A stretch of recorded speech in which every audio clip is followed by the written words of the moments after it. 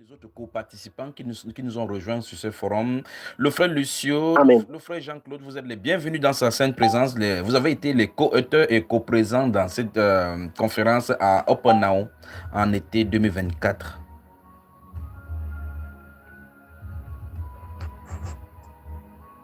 Shalom, shalom mes bien-aimés, shalom maman MMS, shalom frère Junior, shalom à mes bien-aimés frères Gaël et frère Georges, et shalom à tous les intercesseurs et tous les bien-aimés connectés. Oui, évidemment, j'y étais par sa grâce et c'était des moments très, très, très, très merveilleux. Très, très merveilleux. Je crois que le frère Lucio, son micro est coupé. C'est sûr qu'il en a parlé, elle a oublié. Maman Sophia a souri, elle a oublié d'ouvrir le micro. Non, shalom, shalom. J'attendais bien le bien-aimé frère qui terminait pour que je puisse ouvrir le micro. Shalom à vous tous. Shalom à mon frère Georges, mon frère Gaël. Shalom à mon frère Jean-Claude. Shalom à toi, mon frère Junior. Shalom à ma Sarah. Et shalom à tous ceux qui sont connectés.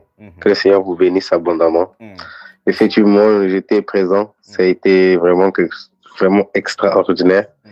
Et de réécouter toutes ces choses, ça me fait vraiment du bien.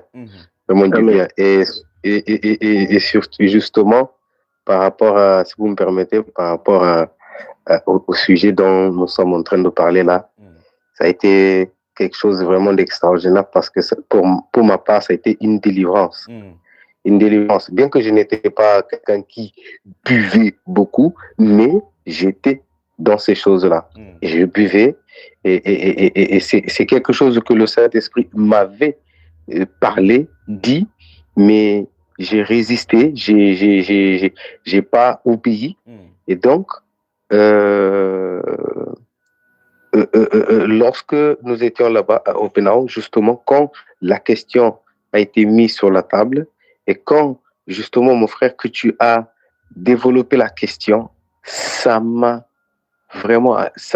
édifié énormément. C'est surtout lorsque tu as parlé de Galates chapitre 5, de l'œuvre de la chair et l'œuvre de l'esprit. Et quand tu as dit, quand tu bois, c'est pour quoi? C'est pour l'esprit ou c'est pour la chair? Et la réponse, dès là, ça devrait être réglé normalement. Ça ne devrait même plus se poser la question parce que on sait que quand on boit, c'est pour qui on fait? Est-ce que c'est pour l'esprit ou est-ce que c'est pour la chair? Est-ce que le Saint-Esprit a besoin de boire l'alcool ou est-ce que c'est la chair qui veut boire l'alcool? Et donc, pour ma part, à ce moment-là même, paf, la délivrance même est venue. J'ai dit, Seigneur, plus jamais je mettrai l'alcool dans ma bouche. En plus, surtout ici, surtout nous les Cap-Verdiens, la famille, tout ça, c'est toujours quand on se retrouve, c'est un petit verre de vin, c'est du rhum, c'est de ceci, c'est de cela, c'est quelque chose de banal. Et je vois même, si vous me permettez, une petite parenthèse, lorsque je suis au milieu de ma famille, ou bien des amis ou des collègues, ou même les bien-aimés ici à l'église, quand ils nous voient, ils sont même surpris de voir que je ne bois plus, que je ne touche plus. Vous voyez? Et c'est extraordinaire. Ça amène aussi l'enseignement aux autres, ça amène les autres aussi à se poser des questions par rapport à ces choses parce que cela n'est pas normal. Cela n'est pas normal qu'un sacrificateur, un conducteur puisse boire du vin, comme le frère Gaël a si bien dit tout à l'heure. Si on voit un conducteur de bus qui commence à prendre boire de l'alcool, ou bien il passe à côté de tu commences à entendre, tu te dis, là, il y a un problème. Tu vas même te poser des questions, tu dis, oula, qu'est-ce qui se passe? Donc, c'est pour rebondir là-dessus que vraiment, pour ma part, ça a été vraiment une délivrance totalement et un éclairage, un enseignement qui a amené vraiment un éclairage et que ça m'a délivré totalement. Et je rends grâce au Seigneur pour cela. Et aussi, je me rappelle lorsque je suis rentré de Oppenau, je crois 1 ou 2 jours après, je fais un songe où, dans le songe, je vois 2 personnes je crois que de la famille ou des collègues qui viennent me voir. Et ils discutent avec moi, on échange et tout ça. Et ils me donnent 2 une petite bouteille il y avait du vodka et Red Bull et tout ça. Et ils avaient leur petite bouteille, il m'a donné. Donc, quand il me l'a donné, je l'ai prise. Quand je l'ai prise, je l'ai ouvert en échangeant et puis je le ramène à la bouche. Et là, dans ma conscience m'a rappelé, mais tu ne peux plus boire. Qu'as-tu reçu là-bas à Oppenau? Tu ne dois plus boire, tu ne peux plus boire. J'ai dit, oh Seigneur. Et j'ai craché par terre. J'ai dit, Seigneur, pardonne-moi, plus jamais je ne boirai. Et j'ai pris la bouteille, j'ai refermé la bouteille, je leur ai donné. J'ai dit, tenez, je ne boirai plus. Et quand je suis sorti de la vision, j'ai dit, waouh, Seigneur, extraordinaire. Et donc, ça a été vraiment la délivrance. Et je rends grâce au Seigneur pour cela aujourd'hui. Je suis totalement libre et délivré de cela. Et merci Seigneur pour cette œuvre merveilleuse qu'il a accomplie dans ma vie et certainement dans la vie de beaucoup de conducteurs et de bien-aimés frères et sœurs. Comme tu disais, le frère Gaël tout à l'heure, beaucoup de personnes sont encore dans ces choses. Que vraiment le Seigneur nous vienne en aide. Amen, mon frère. Que le Seigneur vous bénisse abondamment. Amen. Frère Lucio, en y regardant de plus proche, on voit que c'était exprès que le Saint-Esprit, vous voyez que c'était le premier sujet posé sur la table là-bas. Le Saint-Esprit a voulu que ça soit réglé une fois pour toutes là-bas, parce qu'en fin de compte, vous allez voir que dans les milieux, on essaie de philosopher en disant qu'on fait la part des choses, l'équilibre pour voir qu'on peut boire, on peut ceci. Il a voulu qu'on trace la ligne là-bas, la ligne pour les conducteurs. Comme il dit en anglais, if you drink, don't drive. If you drive, don't drink. Si tu conduis, ne bois pas. Si tu bois, ne conduis pas. Si vous êtes conducteur, ne buvez pas. Si vous buvez, ne conduisez pas. Alors, qui d'autre prend la parole? Amen. Amen. Amen. Amen. Oui. Oui, vas-y mon frère. Non, je rebondissais justement en disant que le Saint-Esprit fait deux choses à perfection. Je crois que le témoignage de notre bien-aimé, de notre frère Lucio, se positionne en réalité comme une preuve encore que le Saint-Esprit avait bien choisi le milieu, sachant que c'était la première fois que notre bien-aimé, que le frère Lucio se retrouvait en fait au milieu de nous, de façon physique tout du moins, et que cet enseignement, il y avait encore du doute dans son esprit par rapport à ça. Donc, la réponse est tombée. Je crois que la réponse était, ça a laissé une tâche indélébile. Et certainement, beaucoup ont encore été délivrés, peut-être aujourd'hui, je vais dire, peut-être vendredi, quand l'enseignement est passé. Et plusieurs, en réécoutant ce qui a été dit, vont certainement recevoir cette même conviction, vont être rassurés par rapport à ce à quoi ils avaient cru, ou bien pour certains, ceux qui doutaient, le doute va être levé et ils vont véritablement être affermis dans ce qu'ils ont compris. Et ceci, néanmoins, quand même, pose il y a un autre pan du sujet qu'il faut néanmoins que je souhaiterais que nous puissions, qu'on puisse élucider.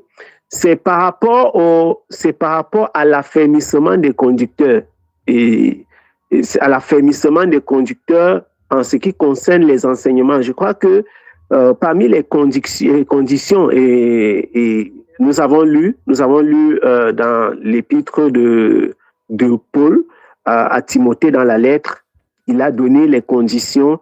Je crois que c'est les textes qui ont meublé d'ailleurs la conférence que nous avons eue, les conditions pour être des évêques, voilà, ou les anciens. Et parmi ces conditions, effectivement, il y a la capacité de pouvoir enseigner, sinon de pouvoir corriger, de pouvoir soutenir la doctrine, de pouvoir éclairer les autres. Parce que pour qu'on puisse conduire, il faut avoir un peuple à conduire. Et ceci, mes bien-aimés, voilà, bien que nous sachions que c'est l'œuvre du Saint-Esprit, il y a quand même, je crois que nous sommes, en tant que conducteurs, nous devons être interpellés par rapport à l'affermissement que nous avons concernant les enseignements de base. concernant les sujets basiques. Parce qu'il faut le dire, effectivement, il y a des sujets qui ne sont pas extrêmement profonds en ce qui concerne la doctrine.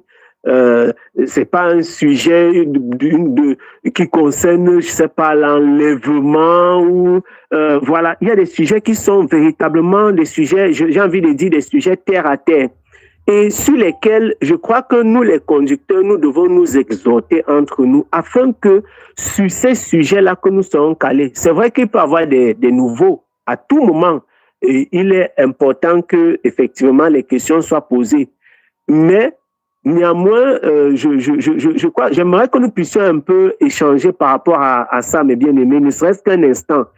La nécessité pour les conducteurs d'écouter les enseignements. D'écouter les enseignements et d'être affermis sur les enseignements, au minimum sur les enseignements basiques. Parce que je crois qu'il y a effectivement des sujets sur lesquels nous ne devons pas tergiverser, des sujets sur lesquels les conducteurs doivent être, entre guillemets, littéralement assis, pour qu'ils ne puissent pas, on ne puisse pas les déboulonner de là avec quelques arguments et qu'eux-mêmes ne puissent pas tomber dans le piège. Donc, j'aimerais un peu, mes bien-aimés, pouvoir que chacun de nous puisse véritablement dire un mot là-dessus. La nécessité, est-ce que vous avez comme l'impression que nous écoutons suffisamment les enseignements, que nous sommes suffisamment affermis par rapport à ces choses? Ou alors, est-ce que vous percevez qu'il y a un problème au milieu des conducteurs, par exemple, concernant ces choses? Je passe la parole premièrement à notre frère, au frère Jean-Claude.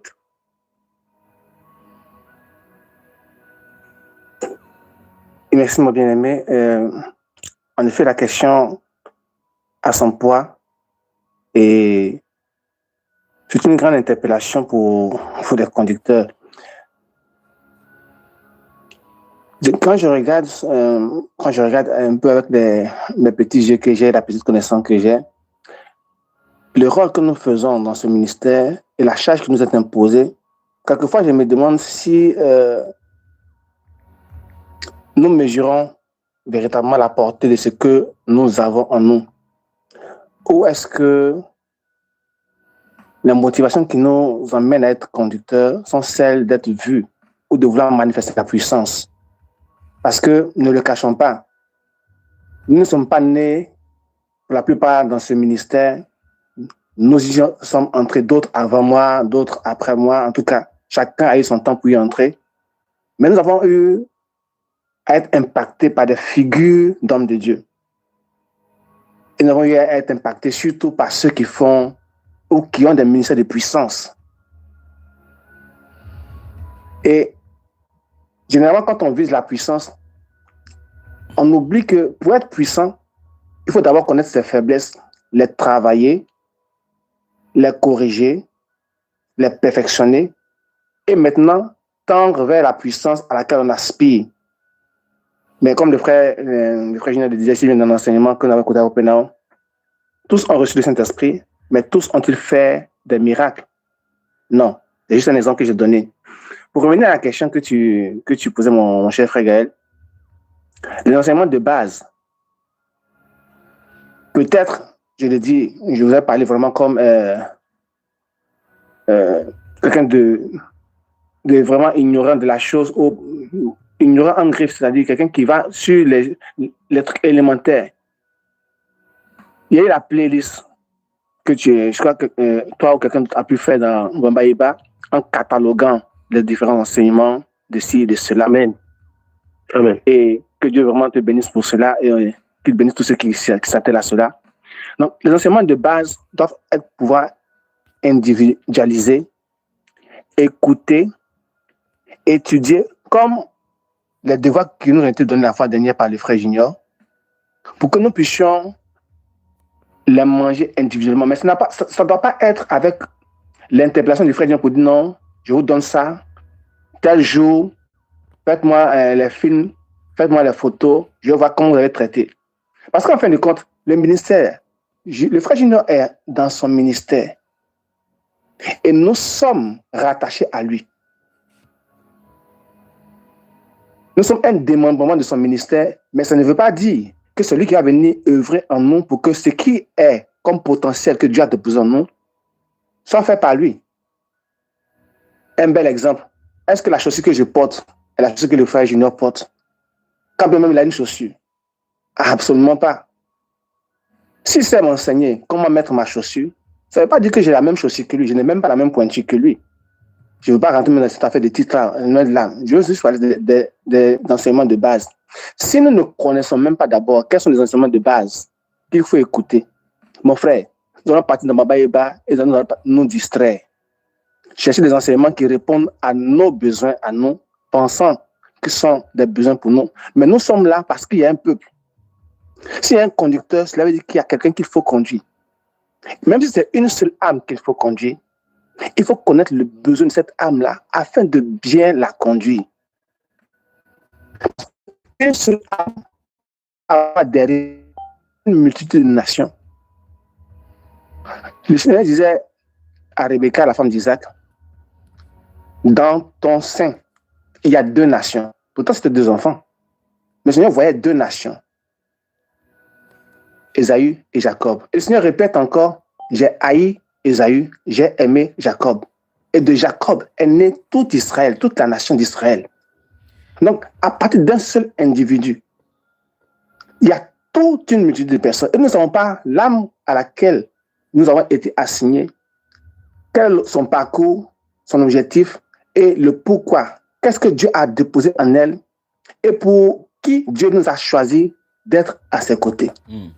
Donc, si nous ne mesurons pas l'importance de qui nous sommes, nous n'allons pas manger la bonne nourriture qui nous est donnée pour avoir la bonne santé. Et si nous ne sommes pas en bonne santé, comment allons-nous pouvoir tenir Frère Jean-Claude, le ministère? je te relance proprement dit. Il y a des gens qui sont venus nous écouter et qui auraient souhaité vivre au Penao. Ils n'avaient pas été là-bas physiquement, mais ils entendent des choses qui se passent dans la salle. Donne-nous l'ambiance, le contexte, l'ambiance qui se tourne autour de cela, tout ce que vous avez vécu et autres là-bas. Et c'est que les gens doivent retenir en écoutant cela. Parce qu'il y a des choses, les scènes qui se passent et qu'ils ne voient pas. À Penao, ça a été d'abord l'occasion de mettre les noms sur des visages. Donc, de nous connaître en tant que conducteurs. C'est une chose qui, vraiment, à laquelle nous devons travailler parce que jusqu'à présent, après Openau, quelques personnes entre nous ont encore des contacts. C'est corrigé. Et ça, être corrigé en septembre 2026. Et la scène, c'était, je dis les choses telles qu'elles sont, l'ignorance des conducteurs par rapport à l'œuvre qui leur est accordée. Si on prend tous les conducteurs qui étaient là-bas, quelques-uns s'en sont sortis parce que, voyant le sérieux, la tâche, et ayant eux-mêmes ce grand amour d'être servi entre les mains du Seigneur, quelques-uns se sont distingués. Je crois qu'on les connaît déjà sans vouloir faire de nom pour ne pas que les gens, les frères et sœurs se sentent gênés, ou même que les personnes se sentent gênées. Mais l'ignorance des conducteurs a été très criade. Parce que la culture même biblique, ce n'est pas le frère Junior qui a venu me dire de lire la Bible, ou ce n'est pas que au frère Gaël, un challenge de 100 jours pour qu'on puisse méditer. C'est la base. C'est la base. Et l'amour du Seigneur veut que nous puissions nous approcher de sa parole, la méditer. Si un conducteur, par exemple, ne sait pas ce que veut dire méditer, et qu'une bien-aimée ou un bien-aimé dans l'assemblée sait, le pratique, ça devient un problème pour le frère. Il ne peut pas donc lui-même se mettre sur pied et traiter de cela à l'assemblée, qui pourtant est un élément basilaire, fondamental. Les disciples qui étaient ignorants des choses du Seigneur, quand on retourne dans les évangiles, sont approchés au Seigneur pour lui demander, Maître, apprends-nous à prier.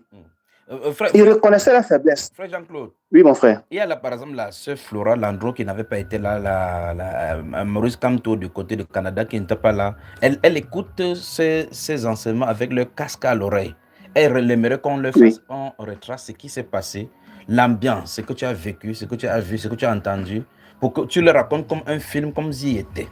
Tu vas droit au but en leur expliquant ce qui s'est passé. Et par la suite, le frère Lucio devait même commencer cet exercice parce qu'il était nouveau à ce moment-là. Qu'est-ce que tu dirais clairement, concrètement? Ça, ne sort pas du sujet, ne sort pas du cadre. D'accord. Bon, comme je l'ai dit, d'arriver à Oppenau, connaître des autres frères conducteurs, échanger et déjà prendre la température de l'atmosphère. Quand nous sommes rentrés en salle, peut-être que nous étions en train de tergiverser, mais nous avons vu un frère junior qui n'était pas là pour tergiverser. Ça, après Oppenau, c'est ce que je peux dire. Le frère junior n'était pas venu pour perdre le temps et manquer l'objectif pour lequel il était là. Le plan qui a été donné, la direction qui a été donnée, ici à Atelier. La seconde chose que j'ai pu voir des conducteurs, nous étions venus peut-être avec quelques attentes personnelles, mais sans vraiment rechercher ce que le Seigneur voulait de nous. À Oppenau. Moi, je n'ai pas été à Japoma, d'autres savaient déjà ce qui s'était passé, mais pour moi, c'était vraiment une grande curiosité. Et je raconte cela pour dire que quand les passages ont été donnés, chacun a été mis devant sa responsabilité de chercher le Seigneur, de s'approcher du Seigneur. Et il a été, comme on a pu entendre, marteler l'intimité avec le Saint-Esprit. C'est une chose qui n'est pas dite de façon, ouverte, mais quand on suit les instructions, dis merci, restez concentrés. Tout ça, ce sont des choses où l'homme de Dieu nous a amenés à nous diriger pour comprendre que, en tant que conducteur, si nous n'avons pas l'intimité avec le Saint-Esprit, comment pouvons-nous recevoir des instructions particulières au sein du peuple pour donner au peuple la nourriture, la direction, la réponse et les enseignements dont le frère parle là, au moment opportun. Une autre chose, la connaissance des Écritures. Donc, ce sont des éléments sur lesquels le Seigneur a permis qu'on puisse tabler. Parce que, je répète, l'ignorance des conducteurs est criade. Mais non seulement nous sommes ignorants, mais nous ne demandons pas. Si nous demandons, c'est pour des choses personnelles. Comme écrit par exemple, frère Junior, quelle est la direction par rapport à mon ministère, quelle est la direction par rapport à ma vie, bon, je fais quoi maintenant, etc. Donc, il y a des questions, et c'est par là que nous avons commencé à poser toutes sortes de questions. C'est de là que la question du vin et de la boisson est sortie. Mais il y a des questions, certainement, auxquelles le frère s'attendait. Pour des personnes qui manient les Écritures, il y aurait eu des questions vraiment beaucoup plus pertinentes. Ou des personnes qui font des expériences avec le Saint-Esprit, il y aurait eu des questions beaucoup plus profondes. Mais nous ne sommes pas arrivés au niveau où le frère nous attendait certainement. Il a pris seulement la patience, il nous a donné ce qu'il voulait nous donner. Et ce qu'il devait nous donner, certainement qu'il a mis ça en pause. Parce que nous ne sommes pas arrivés au niveau qu'il avait déjà placé pour nous.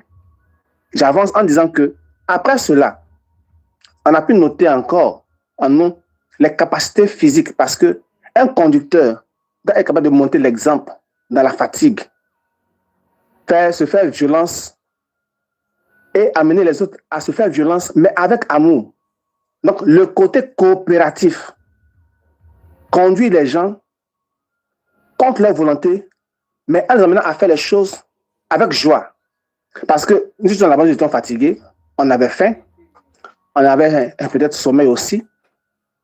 Mais le frère Junior n'a pas élevé la voix contre quelqu'un.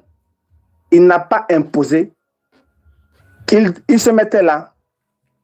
Il riait, il taquinait. L'atmosphère était bonne ambiance. Mais, j'ai dit, il n'a pas perdu l'objectif qu'il était assigné. Parce qu'il était là pour transmettre un enseignement, un message, une direction. Et il l'a fait. Quelquefois, maman Sarah venait. Quelquefois, après, elle disparaissait. On ne sait même pas comment elle disparaissait, mais elle disparaissait. Et le frère était là avec nous. Nous donnons des choses que tout le monde a pu entendre. Et pointant le doigt, en tout cas, sans regarder au visage ni au nez de quelqu'un, il disait la vérité telle que la chose était. Voici aussi un autre élément. Même si le frère s'y pense à moi, il m'envoie peut-être 1 euro, 2 euros. Ce n'est pas à cause de 1 euro, 2 euros que C'est une chose que personnellement j'ai beaucoup appréciée. Ne pas tordre l'évangile parce que quelqu'un me soutient dans mon ministère. Ça, frère Junior, vraiment, que le Seigneur te bénisse. C'est une chose que j'apprécie beaucoup de toi et de ton épouse. Amen. Vous êtes un. Donc, je referme rapidement la parenthèse. Encore une autre chose que je voudrais dire. De même que le multitasking, son épouse également aussi. Il sait chanter. Donc, quand il prend les cantiques, bon, ça c'est une chose que personnellement je dois travailler. Le fait qu'on ait les cantiques. Et quand il y a souvent des cantiques qui viennent, qu'on ne connaît pas, mais ce sont des cantiques inspirés. Quand il donne et quand on se dispose, l'atmosphère change. Et c'est une des choses que j'ai pu remarquer encore. Et j'ai dit ça, puis je vais passer la parole à mon frère Lucho. Explique ce que tu as dit là bien. Explique ça bien, frère Jean-Claude. Ok. Non, je répète en disant que le frère Junior ne se contente pas de venir seulement chanter les cantiques avec nous ou de faire l'exercice avec nous. Il s'y implique. C'est-à-dire qu'il n'est pas limité seulement pour dire je lis la Bible, je commence par Genèse et finis à Apocalypse. Et puis, j'apprends aux gens comment lire. Non. Les choses de la vie. En effet, je suis toujours émerveillé par la connaissance qu'il a eu de comment il fait. Comment il fait. Hier encore, quand j'ai réécouté en nous détaillant sa semaine, mais comment il trouve le temps de connaître même les localités de chaque pays. Une semaine m'a dit, c'est parce qu'il prie pour chaque localité. Il dit, waouh. Mais on n'est pas seulement pasteur, prophète, non, qui est seulement un homme de Dieu, mais qui est cultivé. Qui n'est pas borné seulement à la parole de Dieu, il est cultivé. Et ça, c'est un challenge pour les conducteurs. Parce qu'il y a des personnes que nous allons aborder qui sont cultivées.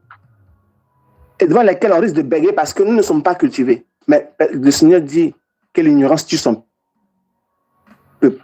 Et quand le frère Junior vient, en plus d'être là avec toute la présence du Seigneur, en plus d'avoir les messages, mais il donne les choses de la vie pratique, ce qu'on touche du doigt. Donc, nous ne sommes pas perdus, nous ne sommes pas en face d'un démagogue, quelqu'un qui venait là parler comme un politicien et puis qui partait. Il mettait la main à la pâte. Il mettait la main à la pâte. Encore que nous, on dormait, lui ne dormait pas. Dans ceux qui nous écoutent maintenant là, le frère, lui ne dormait pas, il a dit. Ce n'est pas qu'il se cachait pour dormir. Non, il ne dormait pas. Donc, le sacrifice qu'il a fait.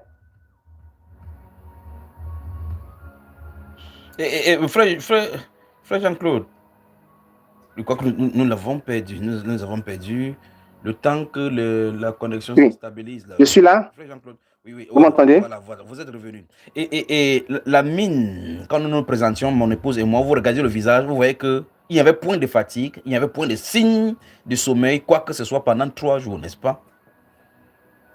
Mon frère, toi-même, quand il devait te tordre, il dit, mais ce monsieur, il fait comment? Il voit maman Sarah qui vient de la salle, elle sourit tranquille. Il dit, je vous regardais, puis j'étais dans l'admiration. Pas dans le cul de la personnalité, mais j'étais dans l'admiration parce que quand quelqu'un sait faire quelque chose, même si c'est ton ennemi, il faut reconnaître qu'il sait faire quelque chose. Et c'était la vérité. Aucun signe de fatigue, aucun semblant, rien. Quand tu disais, on va faire le tour de la salle à genoux, ce n'est pas que non, tu le faisais un peu, puis tu te levais. Non, mais les abdominaux, tu l'as fait. Non, donc, c'est...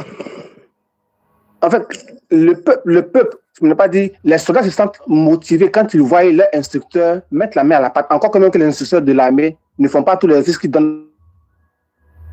Il a dit de faire et puis ils ne le font pas. Donc voilà la différence encore qu'il y a entre le monde et le Seigneur. Donc le frère Junior a fait des choses avec nous.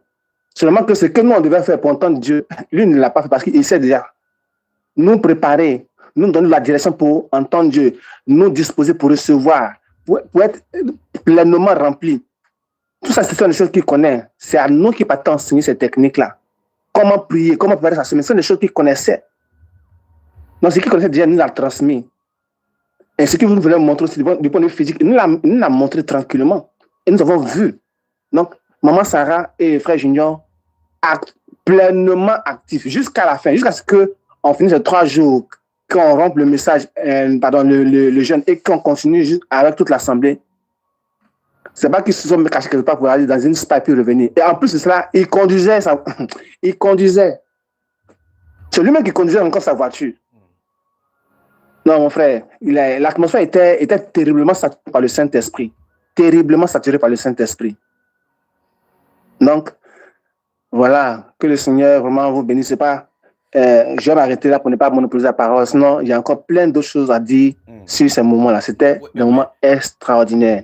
Le Saint-Esprit a pris le contrôle. D'ici quelques jours, quand on aura les libres antennes, ce sera le long moment où vous pouvez bien vous étaler là-dessus. Parce que nous avons quelques heures seulement avant la fin de l'heure de YouTube. Merci, frère Jean-Claude. Frère Lucio, parle-nous. C'était ta première expérience et donne-nous les détails. Je sais que c'est très crucial, méticuleux. Décrire l'atmosphère, l'ambiance et décrire les exercices physico-militaires spirituels que nous avons vécu là-bas. Alléluia. Gloire au Seigneur. Si tu commences par les rires, là, c'est que c'est très grave. Ah oui, mon frère, c'était vraiment, je rends grâce, je rends des multiples grâces au Seigneur de m'avoir fait ce privilège de vraiment faire part de ce moment-là. C'était vraiment merveilleux, extraordinaire ce qu'on a vécu. Et alors, pour ma part, quand je suis arrivé déjà, l'endroit, vraiment, c'était magnifique, c'était merveilleux là où nous étions. Le Seigneur, je crois que le Seigneur les a vraiment conduits, les bien-aimés, les conducteurs de l'Allemagne, que je salue au passage tous, que le Seigneur vous bénisse, parce que l'endroit était vraiment magnifique, était un endroit vraiment très calme. Pardon? Reposant. Exactement, vraiment très posé. Tu entendais même le bruit d'oiseaux qui chantaient autour des arbres. C'était magnifique. Il faisait très chaud, mais à l'intérieur, il faisait bon, il faisait frais. Et c'était une atmosphère vraiment magnifique, vraiment extraordinaire. Et ça, c'était déjà quelque chose de... J'ai dit, waouh, ça c'est vraiment bien. Nous étions en plein été, mais là où nous étions, nous n'avions pas besoin de ventilateur ou bien de climatisation ou d'autres choses. Mais l'atmosphère de l'endroit était vraiment magnifique. Et la température était bonne, donc c'était agréable. Ça, c'était quelque chose déjà qui m'a plu beaucoup dès le départ. Je dis, waouh, l'endroit est canon, l'endroit vraiment est magnifique. Et puis, quand arrivé déjà, lorsque nous sommes arrivés, nous étions vraiment dans le champ, à chanter avec les autres, les bien-aimés là-bas. Et puis le soir, quand vous êtes arrivés, ah ouais, c'était magnifique parce que moi, c'était la première fois que je te vois. J'ai dit, hey, il est cool comme moi. Quand tu as commencé à rire pour m'introduire, je comprenais que tu devais descendre. J'ai dit, waouh. J'ai dit, non, lui, c'est lui là dans la voix on entend sur Bambaïba. Et je voyais Maman Sarah et je dis, waouh, quelle femme magnifique, merveilleuse. Ma femme me disait, waouh, elle est magnifique. Quand elle rentrait à la maison, elle me dit, elle a le visage comme un visage d'un bébé. Elle est magnifique. Je dis, waouh, gloire au Seigneur. Et donc quand on a commencé, vous avez commencé à, voilà, quand tu as commencé, mon frère, à échanger avec nous, une des premières choses qui m'a interpellé, frappé, c'était l'exactitude que tu donnais avec en ce qui concernait les versets, les chapitres, les versets bibliques lorsque tu parlais. Je dis, c'est extraordinaire. Et pendant tout le temps que nous étions là-bas, c'est ça quelque chose qui m'a vraiment impressionné et choqué, de voir que pendant tout ce temps-là, tu prêchais sans la Bible. J'ai dit, waouh, donc la Bible habite à l'intérieur de lui. Le gars, il est rempli de la parole jusqu'à craquer. Et je dis, non, ça c'est quelque chose que, en tant que conducteur, tu dis, non, il y a du travail, Seigneur, que tu me viennes en aide. Et ça, c'est merveilleux de voir ça. Ça nous montre à quel point nous devons véritablement travailler la lecture, la méditation de la parole afin de nous pouvoir nous remplir comme ça pour que nous puissions être prêts, prompts à pouvoir répondre aux questions que les bien-aimés peuvent poser et tout ça, à tous les problèmes que les gens peuvent avoir. Et ça, c'est quelque chose que c'était vraiment impressionnant à voir, à le vivre comme ça, parce que quand on entend parler sur la chaîne Bambaïba, on a l'impression qu'on ne nous voit pas. Donc, on se dit peut-être que tu as la Bible ou les gens. Non, mais là, c'est vraiment, tu vois d'une manière claire, le frère est là, parle, prêche, sans la Bible. Non, ça m'a choqué. Ça, c'est quelque chose qui m'a vraiment choqué. Et puis, une autre chose aussi qui m'a vraiment touché, je ne sais pas si les autres bien-aimés ont ressenti cela, mais c'est l'absence du péché. Et tu sais, tout à l'heure, je t'ai entendu, tu parlais de l'autre piscine qui vient, que vraiment, quand on va plonger dedans, il y a l'absence du péché. Mais tu sais, ça, moi, je crois comme si j'ai vécu une petite part, je dirais, lorsque nous étions là-bas, parce que c'est quelque chose qui m'a vraiment interpellé, c'est que j'ai vraiment vécu ces 3 jours-là, mais je ne pensais plus à rien, au péché, ou quoi que ce soit. Mais l'atmosphère était quelque chose que tu te sens, non, ici je suis intouchable. Je suis intouchable ici. L'ennemi ne peut pas. Non, et j'étais même choqué d'entendre certains bien-aimés disaient justement, ils pensaient au poulet, ils pensaient à telle chose, ils pensaient à là-bas, ils pensaient, par la grâce de Dieu, moi, je pensais à absolument rien de toutes ces choses. C'est comme si le péché était loin de moi. Absolument. Et c'était la première fois que je vivais une telle chose. Et ça, c'est une des choses que quand je suis arrivé à Nice, je leur ai dit, je crois que ça leur a choqué. Je leur ai dit, les gars, j'ai jamais vécu une chose pareille. Je me suis senti en sécurité. Je ne sais pas comment vous expliquer. En sécurité, mais de sorte que tout ça, là-bas, c'est pas possible que l'ennemi... Non, ça, c'est quelque chose qui m'a choqué. Parce que je l'ai vécu pendant ces 3 jours-là. Et je n'ai pas senti ni faim. En plus, c'est que j'avais mangé vendredi et quand j'ai pris le vol, j'ai pas mangé en fait. Et je suis arrivé chez le frère Rodrigue et il m'a dit, bon, nous sommes jeunes, tout ça. Voilà, il m'a donné un verre d'eau et un petit gâteau. J'ai pris un petit verre d'eau et un gâteau. Je crois, avant minuit à peu près. Et puis, je n'avais pas mangé. Mais j'ai dit, waouh, tenir tout ce temps-là, ça va être chaud. Mais je vous assure, quand j'étais là-bas, dans cette atmosphère-là, je n'ai ressenti ni faim et ni sommeil. Parfois même, j'étais dégoûté que quand tu as parlé, tu as dit, bon, il m'a dit de vous laisser aller dormir. Moi, j'étais dégoûté, je ne voulais pas. Parce que l'atmosphère était tellement bien, je découvrais ça, c'était tellement... Comment les frères dorment là? Même quand nous sommes partis dormir, moi, je n'ai pas dormi. Il y en avait tellement qui ronflaient. Avant même que tu quittes la salle, j'entendais... J'ai dit, oh Seigneur Dieu, c'est terrible. Comment ça dormait à tout va.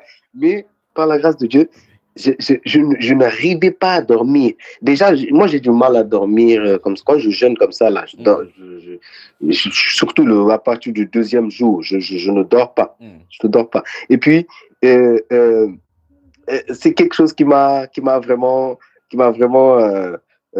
touché, parce que c'était tellement merveilleux. C'était tellement merveilleux. Et je sentais que, même après les 3 jours de jeûne, je n'avais pas faim ni soif. Et je sentais que je pouvais même continuer jusqu'à 4, 5 jours, je ne sais pas. Mais je ne sais pas. Mais c'était merveilleux. Donc ça, c'est quelque chose, mon frère, que ça m'a vraiment, vraiment extraordinaire.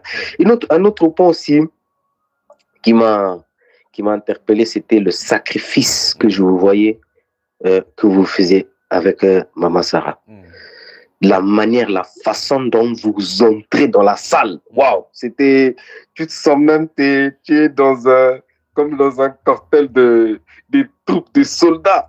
Non, l'atmosphère était merveilleuse aussi de ce côté-là parce que on était en plein cœur de l'armée. Tu sens vraiment l'atmosphère non, là, c'est pas du n'importe quoi. Là, ça rigole pas.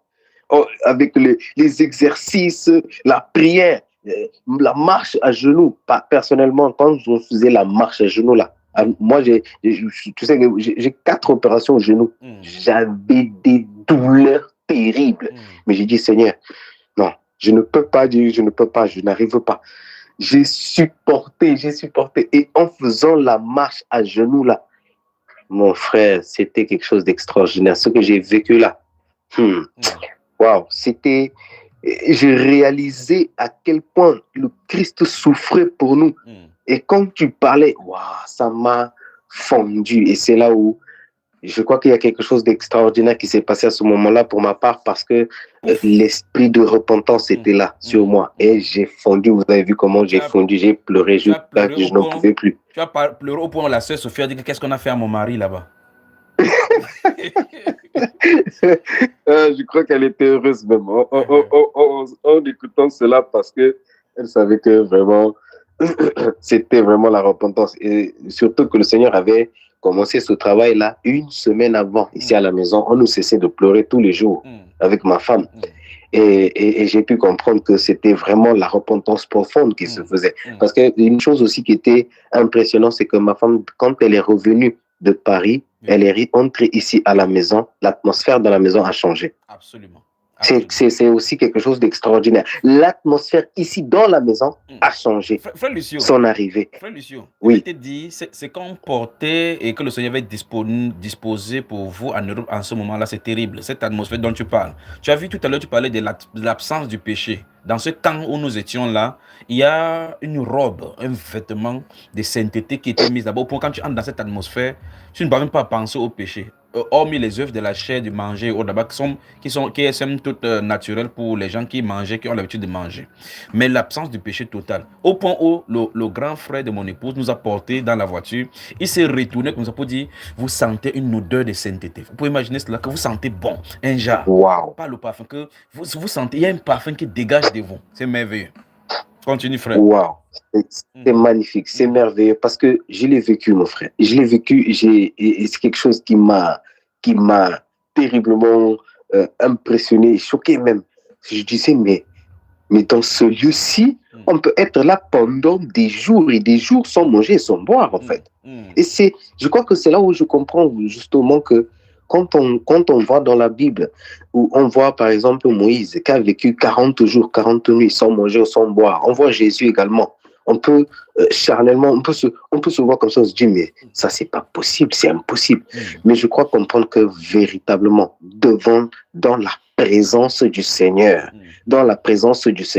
Dieu peut faire des choses vraiment que ça nous dépasse, ça dépasse l'entendement de l'être humain. Tu imagines qu'il nous donne 7 jours où nous venons dans sa sainte présence seulement, se prosterner, se repentir, lui l'adorer et lui dire des bonnes paroles qui servent à élever son nom. Je te le dis, même les électrons de ce lieu-là loueront le Seigneur et ça va renverser tout genre de maladie et tout genre. Et vous verrez comment la fumée de sa présence viendra au milieu des enfants du Seigneur. Mais sauf que quand vous allez dire qu'il faut que lundi, il faut que très tôt ils sortent, comme le frère William Coran a dit, il faut que 4 heures je sorte pour aller au travail, il doit retrouver le service. Tu vois cela? Continue, mon frère. Ah non, mon frère, j'attends ce moment avec impatience et j'ai pris que le Seigneur dispose les moments pour chacun de nous, surtout les conducteurs, d'être présents à ces moments-là pour ne pas rater cela. Parce qu'il y a des choses qui nous attendent là-bas merveilleuses. Et ça, ce sont des choses qu'on doit tout faire pour ne pas louper cela. vraiment. Je rends grâce au Seigneur pour cela parce que cette atmosphère-là, c'est quelque chose que même quand je prends le temps de jeûne et de prière seul, je ne ressens pas ces choses. Je ne ressens pas. C'était la première fois que j'ai ressenti cela et je ne l'ai pas ressenti après, par la suite. C'est comme si dans ce lieu-là, il y avait le Seigneur était présent, mais d'une manière et d'une façon extraordinaire. Et je me rappelle justement la vision que le Seigneur m'avait donnée concernant ce moment, ce lieu, que quand tu allais prier pour moi. Je me rappelle que dans la vision, là où j'étais, il y avait une paix, il y avait une assurance, il y avait un calme, il y avait une atmosphère comme celui là où nous étions là. Et c'est ça que c'est merveilleux. Et j'étais vraiment très impressionné par cela. Voilà. Donc aussi également, voilà le beau-frère, le sacrifice. Quand je voyais comment vous étiez, comment vous, ce que vous faisiez, c'était merveilleux, c'était extraordinaire. Et aussi quelque chose qui m'a, l'enseignement, la façon, la manière dans laquelle, comment tu transmets le message. Ça m'a impressionné de savoir comment tu arrives à captiver les esprits des gens et transmettre le message et l'instruction. Ça m'a... Waouh! Je dis non, quelle grâce! Quelle grâce! C'est extraordinaire. Oui, mon frère, tu dis? Non, vas-y. Oui, donc la manière, la façon comment tu captives les esprits et transmettre le message, waouh, c'était merveilleux, c'était magnifique parce que justement, je crois qu'il y a eu beaucoup de délivrance qui s'est fait dans la vie de beaucoup de conducteurs. Moi-même, personnellement, j'ai reçu énormément. Je crois que je suis l'un de ceux qui ont reçu même le plus là-bas parce que de la manière et la façon comment les frères ont chargé sur moi, c'était terrible. Il faut raconter ça, parce que il est dit à un moment donné là que tu t'allonges ici, ta tête ici, ton pied ici, et les gens sont restés entre 4 points cardinaux de tes points de sortie. Il faut décrire parce que il y a la sœur Maurice Kamto du côté du Canada qui a ces grosses boucles, le truc comme on l'aurait pu écouter là. Elle ne veut pas rater un détail. Waouh! Alors, la chose extraordinaire, c'est que quand tu as, je te voyais par terre à genoux, tu priais, tu allais, tu tapais par terre, et en fait, quand tu avances, tu dis, qu'est-ce qu'il fait le frère? Et puis aussi, tu dis, non, certes, c'est extraordinaire, le niveau-ci me fait moi, ça me dépasse. Donc, tu dis, waouh! Et puis après, quand tu me dis, tu vas venir t'installer là, tu t'allonges là par terre, là où, justement, là où j'ai prié, tu t'allonges ici, tu attends. Donc, j'ai dit, gloire au Seigneur. Et j'ai dit, ok, d'accord. Donc, quand je me suis mis tout en blanc, comment j'étais, et les frères qui étaient là, vous voyez comment. Et puis, quand je me suis allongé là, et j'ai attendu, tout l'enseignement de toute la journée du 3e jour, j'étais là allongé et j'écoutais et je priais seulement dans mon cœur. Et je priais. Et j'étais à l'aise. J'étais à l'aise dans mon cœur. J'étais paisible. Waouh, j'étais léger, paisible. Comme dans les bras d'un ange qui te transporte vers les cieux pour visiter le Père. Ah, vraiment, je survolais dans les nuages. C'était extraordinaire, c'était merveilleux. Je me sentais tellement privilégié de ce moment-là. J'ai dit, mais Seigneur, mais qui suis-je pour que tu me fasses tant de bienfaits? Et c'était extraordinaire. Et puis, quand on a terminé un peu si je peux dire, les enseignements et que tu as demandé les frères de venir et de prier pour moi. Donc, quand tu as donné l'instruction, moi, j'ai fermé les yeux seulement. Je me suis laissé couler comme ça entre les bras du Seigneur. J'ai dit, Seigneur, vas-y, fais ce que tu veux faire de moi. Et puis, les frères me tenu la majorité des mains de partout. Mon frère, les mains. Les bulldozers sur toi, les bulldozers de prière. Non, les mains des frères là étaient, je sentais, c'était comme des fers à repasser qui étaient sur moi, partout comme ça. Les mains chaud. On dirait c'était de la braise qui était sur les mains chaudes. Et je sentais même comme une espèce de vague qui transmettait comme ça, il passait devant mon corps. Et c'est que 2 semaines, je crois plus de 2 semaines encore, j'avais encore des vagues qui me parcouraient le corps jusqu'à arriver dans ma main droite. Ça me passe par là, ça me monte sur tout le corps. Et tu vois, frère Lucio, ça me passe sur la main droite. Mon frère Lucio, il faut que tu racontes ça parce qu'en fait, quand tu étais allongé, quand il priait, il semblait ne pas avoir quelque chose de manifestant parce que je ne tremblais pas. Il faut bien détailler cela, d'accord? Pour qu'eux, ils savent qu'ils étaient des canons. Parce que j'ai bien dit, quand le Saint-Esprit disait qu'il prie pour toi, il dit pour que c'est les choses qu'il dévoue pour transmettre en lui. C'est ce qui a été dit dans cet enseignement-là, n'est-ce pas? Tout à fait. Dès le départ, dès le début, c'est ce qui a été dit. Et d'ailleurs, en fait, moi-même, j'ai été surpris parce que, vous savez, souvent avec le Seigneur, on peut penser d'une manière, mais le Seigneur nous surprend toujours. Les choses se passent bien souvent totalement au contraire de ce que nous pouvons voir. Parce que j'ai pas eu des manifestations comme certains bien-aimés ont eu, qui ont crié tellement qu'on tombait. Parce que moi, je pensais vraiment que ça allait être de la sorte. Mais par la suite, j'ai vu que ça n'a pas été de la même manière. Au point que parfois même quand je suis venu, je pensais, j'ai dit, est-ce que vraiment ça y est? Je dis non, l'homme de Dieu a parlé, a dit les choses, et ce que le Seigneur m'a montré, et c'est ce qui s'est passé. Et plus tard, le Seigneur m'a montré dans la vision ce qui s'est passé. Raconte tout ça, mon frère. Et ça m'a... Raconte, non. Tu ne peux pas quitter comme ça. Raconte ça bien dans les détails. Donc, quand j'étais par terre, quand les frères avaient les mains sur moi, je sentais l'énergie qui transmettait en moi. Je sentais que ça me rentrait, ça parcourait comme ça dans mon corps. Et c'était magnifique, c'était merveilleux. Et j'étais là, totalement à l'aise. J'étais pas, comment dire, crispé comme ça. Je n'avais aucune peur, je n'avais rien. Parce que je savais que c'est le Seigneur qui m'a envoyé là-bas. Donc, je n'avais aucune peur. Donc, j'étais à l'aise. J'ai dit, Seigneur, fais ce que tu veux. Fais.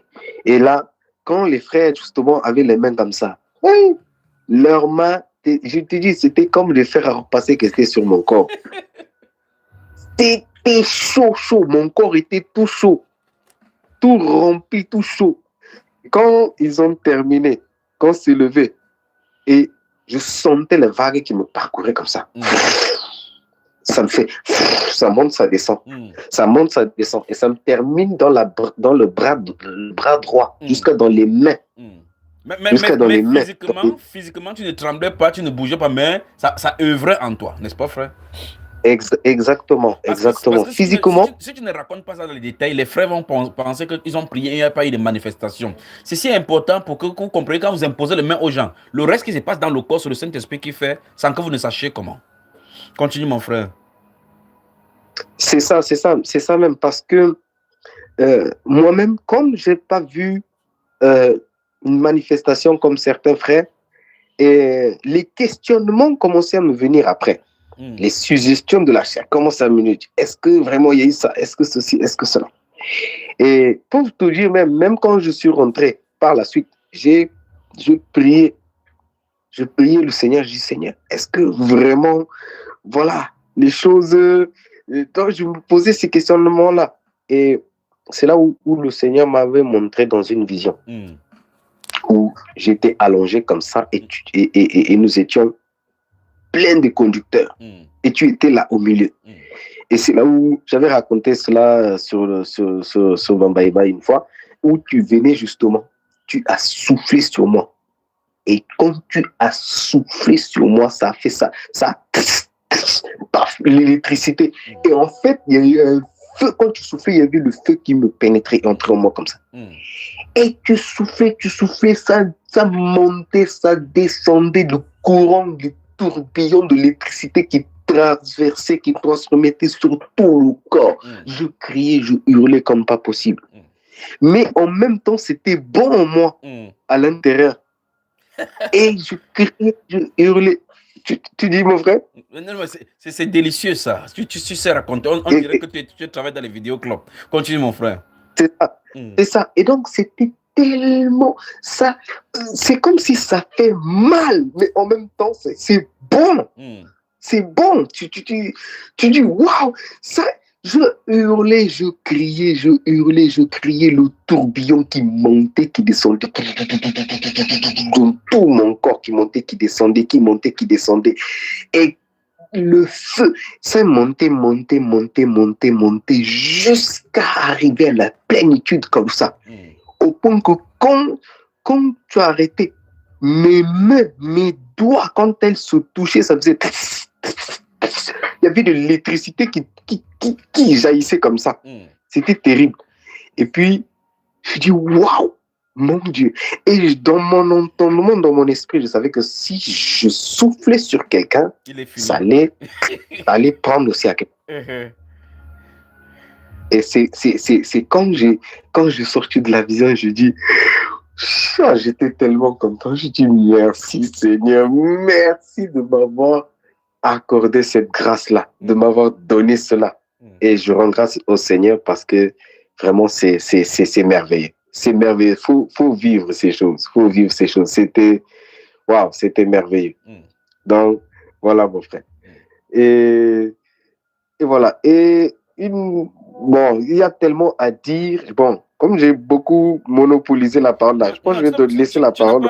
Tu n'as pas monopolisé. Tu es l'une des plus rares personnes qui puissent bien raconter cela. Mais j'aimerais te relancer. Voilà donc ce que tu as vécu là-bas, que les gens disaient que si vous venez, qu'il y a d'autres qui faisaient la campagne de sabotage là-bas, que si vous allez voir le frère Junior, ils vont lancer un mauvais esprit. Voilà dans le mauvais esprit qui t'a pris, ça t'a transformé. Tu sais, malheureusement, que le Seigneur nous vienne en aide, que Dieu ait pitié vraiment de tous ceux et celles qui parlent, qui disent des choses sans connaître, sans savoir, parce qu'ils peuvent blasphémer, ils peuvent dire des choses terribles. Et surtout que ces mêmes personnes qui parlent là ne sont même pas capables de pouvoir s'asseoir avec toi pour pouvoir dire ou démontrer que tu as tort ou que les choses qu'ils affirment est faux. Vous voyez, parce que pour la plupart qui m'ont dit tellement de toutes sortes de choses, je ne vais pas rentrer dedans, mais c'est que je leur dis, mais asseyons-nous, mais prends la Bible, démontre-moi les choses. Mais ils ne sont pas capables de le faire et ils ont peur de le faire. Mais je comprends par là que c'est l'ennemi, en fait, qui les tienne encore quelque part captifs de cela et les amène justement à dire des choses sans même le savoir, et que le Seigneur fait grâce, que Dieu vraiment retire ses enfants du milieu de ces choses-là, parce qu'ils ne savent pas ce qu'ils disent. Et une chose que je souhaite nous dire ici, c'est que quand nous faisons quelque chose, il y a justement une des paroles qui a été mise sur le groupe là, hier, qui dit tant que le Saint-Esprit ne donne pas le OK, ne bouge pas. Donc, quelles que soient les choses que nous allons entreprendre, que nous voulons entreprendre de faire dans nos vies, ou les situations ou des décisions que nous voulons prendre, des moments décisifs dans nos vies, il faut vraiment que nous apprenions à aller au pied du Seigneur à genoux et rester là pour que le Seigneur parle. Et quand le Saint-Esprit parle, quand il donne le go, quand il donne le OK, là, on le prend par la foi et on avance et on agit et le Seigneur va faire. Et ça, c'est quelque chose que je voudrais attirer notre attention à tous, vraiment. Je rends grâce au Seigneur aussi. C'est une des messages que le Seigneur m'a donné parce que, bon, une petite parenthèse là, c'est que dans la semaine dernière, du lundi, j'ai pris le temps, justement, par rapport à l'instruction qui m'a été donnée, le temps de retrait, j'ai pris du lundi au vendredi. j'ai été à la montagne là-bas, j'ai pris une petite chambre à la montagne et j'ai demeuré là-bas pendant de lundi au vendredi. Ça a été merveilleux, extraordinaire. Et une des choses vraiment que le Seigneur m'a instruit et m'a parlé d'une manière claire. Frère Lucio, oui. Tu viens de glisser vers une autre instruction. Il va falloir que tu contextualises cette instruction, comment c'est venu, pour que ceux qui viennent de t'écouter sachent de quoi tu es en train de parler là maintenant. D'accord, mon frère. Ok. Je parle par rapport à l'instruction qui m'a été donnée pour le retrait, afin que le Seigneur me parle pour la commission qu'il avait à me donner pour mon ministère. Très bien. On va dire ça comme ça. Là. Dans un live, il avait été dit comme ça, pour que les gens comme le frère Jean-Claude, qui n'avait pas bien compris, puissent comprendre, et que la précieuse Marie de son épouse puisse bien saisir. Donc, raconte l'histoire comme tu détaillais tout à l'heure. D'accord, mon frère. Bon, il y a 3 semaines, je pense, ou 4, il y a 3 ou 4 semaines où le Saint-Esprit, justement, au travers de son serviteur, m'a parlé, me demandant de retirer pendant au moins 4 jours, parce qu'il a des choses à me dire et une commission pour moi concernant mon ministère et le travail que je dois faire ici sur la terre. Et donc, c'est par rapport à cela que j'ai concerté avec mon épouse et puis j'ai pris ce temps-là du lundi, le 2 jusqu'au 6, le vendredi 6 là. Donc, je me suis retiré pour cela. Raconte-nous maintenant. Et donc, voilà, mon frère. Et une des choses, justement, que le Seigneur m'a parlé d'une manière claire et il m'a fait comprendre. Et quand je suis sorti de là, j'ai bien compris cela. C'est que, justement, quand nous voulons, si nous avons un problème ou quelque chose à régler ou une réponse à apporter à l'Église, aux bien-aimés, la chose que nous devons faire, c'est de vraiment nous retirer dans un endroit et nous nous mettons à genoux devant le Seigneur. Voilà, Père, voilà la situation. Voilà telle chose, voilà telle chose. Seigneur, me voici. Que veux-tu que je fasse? Quelle est la chose à faire? Quelle est la solution à apporter par rapport à ce problème? Et de demeurer là jusqu'à ce que le Seigneur réponde. Et effectivement, quand le Seigneur répond, n'est-ce pas? Il est venu vraiment. Voilà. Il va répondre. Et une fois qu'il répond, on arrive et on vient, on dit, voici la situation, voici le problème et voici la solution au problème. D'une manière claire. Et l'Église, dans ces terres-ci, a besoin justement de cela, a besoin des hommes de feu comme ça, a besoin des hommes de prière, a besoin des hommes qui vont mettre à genoux pour recevoir les messages du Seigneur et venir donner au peuple. Surtout, nous les prophètes. Les prophètes, ce sont justement les veilleurs, ceux qui doivent veiller, ceux qui doivent recevoir du Seigneur pour pouvoir venir donner, avertisser le peuple, donner instruction au peuple, donner de la nourriture au peuple. Et donc, c'est une des choses que le Seigneur m'a appris pendant ce temps de retrait-là. Et je rends grâce au Seigneur, infiniment grâce au Seigneur pour cela. Et je tenais à nous partager cela pour que chacun de nous, quelles que soient dans les situations que nous sommes, que nous voulons une réponse claire, apprenons à faire confiance, à s'abandonner entre les mains du Seigneur, venir à ses pieds et tant qu'il ne répond pas, et qu'on reste là. Et je me souviens d'un passage où j'avais lu justement, parce que pendant cette période-là, j'ai beaucoup lu. J'ai lu tout le livre de Jérémie, m'a conduit à lire le livre de Jérémie. Il y avait des messages qu'il voulait me donner là-bas. Donc, quand j'ai lu le livre de Jérémie, et il y avait des moments justement, le peuple venait vers Jérémie. Il disait, Jérémie, voici telle chose, nous voulons faire comme ceci, comme cela. Va consulter l'Éternel, ton Dieu, et apporte-nous la réponse. Nous allons obéir à ce que le Seigneur nous dit. C'est comme ça qu'ils disent toujours, attends, c'est comme ça qu'ils disent toujours, non, si je donne la volonté de Dieu, je vais marcher. Je connais mes gens. Ça n'a pas commencé aujourd'hui. C'est terrible, c'est terrible.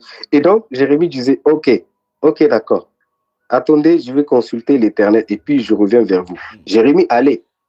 10 jours après, ça m'a interpellé. 10 jours après, Jérémie a reçu. la parole de l'Éternel. On a l'impression souvent quand on lit comme ça que c'est du tac au tac. Ça peut. Je rends grâce au Seigneur pour cela. Mais parfois, le message peut venir plusieurs jours plus tard. Absolument. Et bien souvent, quand nous sommes dans une telle situation, parfois, on s'inquiète. Ou bien la situation presse de l'autre côté au point où on pourra se compromettre, aller dire ou faire les choses que Dieu n'a pas dit ou n'a pas demandé de faire. Ou bien on peut se dire, ah bon, peut-être que si le Seigneur n'a pas répondu, bon, allez, je vais. Mais parfois, ça nécessite vraiment d'attendre que le Saint-Esprit nous dise, voici telle chose, c'est comme ça, c'est comme ceci, c'est comme cela. Attendre le OK du Saint-Esprit. Exactement. Et ça m'a beaucoup interpellé. Et je rends grâce au Seigneur pour cela parce qu'il m'a parlé. Il m'a dit ce qu'il voulait me dire, que ce soit dans la parole, concernant mon ministère, avec le message qui va avec. Et aussi, il m'a parlé dans la vision. Il m'a montré les choses dans la vision. Donc, je rends grâce au Seigneur pour cela. Et je tenais à en profiter de cette occasion-là, voilà, pour pouvoir nous partager cela à tout à chacun de nous, de vraiment que nous apprenons à vraiment s'abandonner entre ses mains comme ça et venir à ses pieds comme ça pour qu'il puisse nous parler. Donc, une fois qu'il nous parle, comme ça, on est sûr. Oui. On est sûr, on est certain que c'est Dieu que le Seigneur nous a parlé. Donc, nous pouvons avancer. Parce que quand on a une vision claire, on sait comment marcher. Même que les gens peuvent dire tout ce qu'ils veulent, tu restes le regard fixé sur la vision, sur les choses que le Seigneur t'a dit. Et tu ne vas pas être ballotté à droite ou à gauche. Absolument. Et ça, c'est très important. Parce que dans cette ère-ci, dans le ministère que nous sommes, nous devons être fermes. Donc, parce que dehors, il y a beaucoup de choses terribles qui se disent. Si on prête l'oreille à toutes les choses qui se disent là, et que nous ne restons pas fixés sur la vision que le Seigneur a donnée, nous pouvons justement être ballottés facilement. Et d'où l'importance, justement, comme les frères parlaient tout à l'heure, de justement écouter et réécouter les enseignements. Parce que ça nous aide énormément à rester focus, à rester calé sur la parole, sans aucun compromis. Et rester ferme, rester vraiment ferme, focus et avancer. Et surtout, fermer l'oreille aux critiques et à tous les bêtises qui se disent. Parce que, bien souvent, si on écoute l'oreille à cela, on peut se dire, mais qu'est-ce qui se passe, ceci, cela. Non, restons le regard fixé sur le Seigneur et ce que le Seigneur nous a dit et on avance. Donc, c'est ce qui m'a gardé de toute peur ou bien comment dirais-je, d'inquiétude, de démons, ou de diable, ou de machin, ou de quoi que ce soit qui peut se dire. J'étais confiant, je sais que c'est le Seigneur qui m'a appelé, c'est le Seigneur qui m'a amené là-bas. Donc, je lui ai fait confiance pleinement et il a fait ce qu'il voulait faire avec moi au travers de son serviteur et de ses serviteurs qui étaient présents là-bas. Et je rends grâce au Seigneur pour cela. Et je bénis le nom du Seigneur pour vos vies et que chacun de vous, que le Seigneur vous bénisse abondamment parce que vraiment, je suis rentré avec une portion de chacun de ceux qui étaient là avec moi. Et ça, c'est merveilleux, c'est extraordinaire. Donc, merci Seigneur pour ce qu'il a accompli dans ma vie. Merci. Absolument. Amen. Amen. Frère Lucie, je vais terminer avec toi avec cette question-ci. Maintenant, ça fait presque 7 mois maintenant que tu as été à Aponao, donc tu as été sous l'influence de cette voie principalement de façon pratique. Maintenant, qu'est-ce que si tu fais le bilan du parcours de ta vie spirituelle maintenant comparativement à là où tu étais avant? Qu'est-ce que tu peux donner comme photo? Wow. C'est vraiment, comment dirais-je, il n'y a pas photo, on va dire, parce que il y a vraiment Je n'ai jamais vu, enfin, comment je peux formuler cela? Ça fait, on va dire, pendant pratiquement un an, j'ai pas vu ma vie développer comment dire, ça fait 10 ans, depuis 2016 jusqu'à 2025, on va dire. J'ai mené une vie, j'aimais le Seigneur, je veux le servir, je veux le Père, je veux faire les choses et tout, mais bien souvent, je suis en dents de scie. Il y avait beaucoup de choses qui parfois me dérangeaient, le péché, et beaucoup de choses. Mais depuis que le Seigneur m'a appelé, introduit dans ce ministère, il y a vraiment une ligne de démarcation qui s'est faite. Comment dire, vraiment un changement radical, une transformation totale.